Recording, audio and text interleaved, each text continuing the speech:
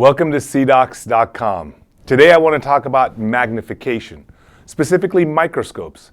I use microscopes extensively when I was in practice, and they work really well to give you an enhanced field of view. Now there's a lot of great companies that make scopes for dentistry. Here we have the Siler. We have these at our center in Scottsdale and in Charlotte, and they work really good to give you that enhanced field of view. Whether you're doing a simple procedure such as refining a margin for a crown, we know that the nicer the margins are, the better the fit of my CEREC restorations. Or you're doing a more complex procedure like an endodontic procedure where you're having a hard time finding that MB2 canal.